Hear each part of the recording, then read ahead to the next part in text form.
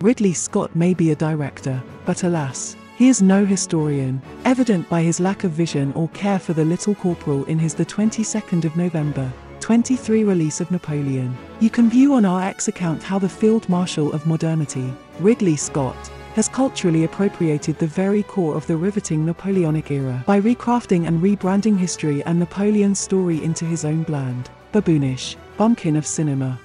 The real tell, like in poker, is this: how doth a man like Scott, with nearly $300 million and a lifetime of experience, gaff up the end game of his Oscar dream with the theatre version of Napoleon? There are no coincidences. The only answers are stupidity and apathy. Or perhaps there may be more. Perhaps Ridley Scott's film Napoleon is simply the Englishman's clandestine hit job on the French. And since history is no guide to Ridley Scott, our guess is as good as the next.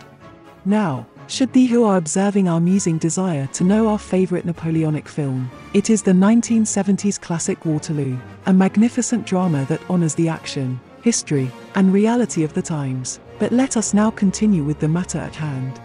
One doth not need to walk into a house of fire to know the entire premises are being incinerated from the inside out.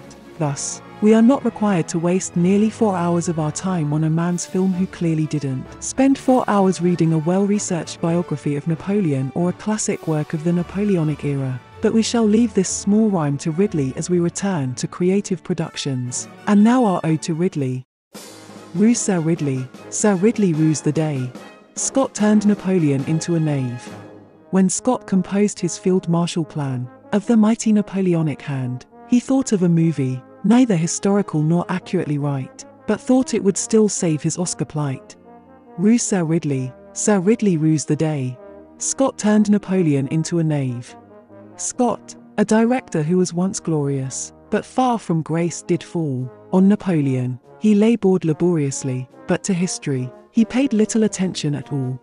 Rue Sir Ridley rues the day. Scott turned Napoleon into a knave. His film mainly muses of Josephine, the once married 41-year-old maid, who Napoleon loved but let her go when the Empress failed to produce a babe. Rue Sir Ridley rues the day. Scott turned Napoleon into a knave.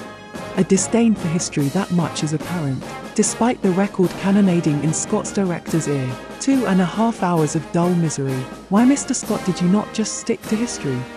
Rue Sir Ridley rues the day. Scott turned Napoleon into a knave. And now the bonus round.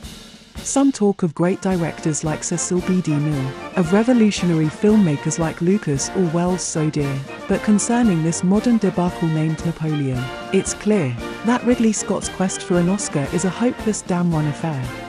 Thanks for dropping by our channel. Come back anytime you like, or stay longer and discover the home of the supernatural fantasy series Dorvador, and its lost legends and sagas of pre-flood Earth.